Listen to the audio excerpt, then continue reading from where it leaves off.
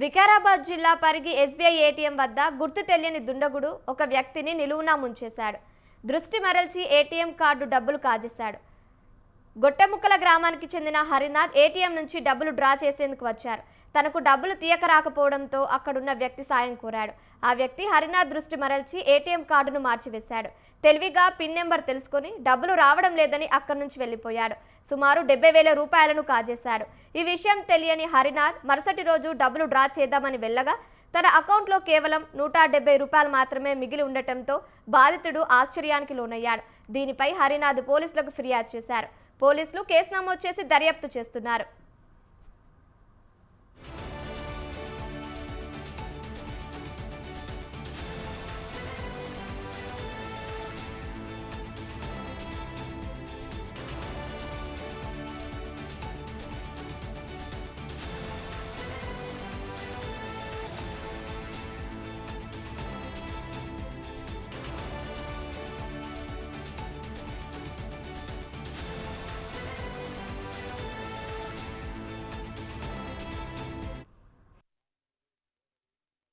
అలా పోతే అన్న 10,000 అంటే సరే తమ్మి తీసిస్తాను. ఆ అన్న ఎవరో తెలియదు. నేను నాకు రాకని ఆయనకి ఇచ్చినాక మా పైసలు రాలేవు, వస్తలేవు తమ్మి అన్నాడు. ఆయన ఏం చేసిండు, నా ఏటీఎం తీసుకున్నాడు, నా పిన్ నెంబరు చూసినట్టుండు. చూసి నేను చెప్పలే, నేను కొడుతుంటే ఆయన తొంగి చూసిండు అనమాట. నా ఏటీఎం తీసుకొని ఆయన ఏటీఎం ఇచ్చింది. ఆయన తీసుకున్నాడు, నాకు తెలియదు, తీసుకున్నది కూడా తెలియదు.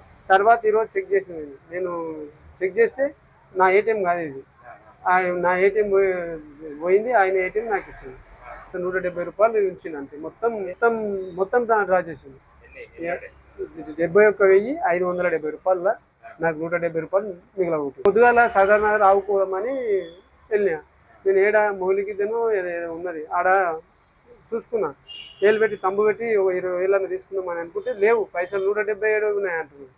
లేదు, మెసేజ్ నా దగ్గర 12 తారీఖు 10 తారీఖు కట్ అయ్యాయి. 5 తారీఖు 12,214 రూపాయలు కట్ అయినాయి. House loan Vikarabad Muthoot finance తీసుకున్నా.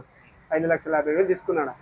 అయితే కట్ అయినాక 60 రూపాయలు అది ఉండాలి. 71,000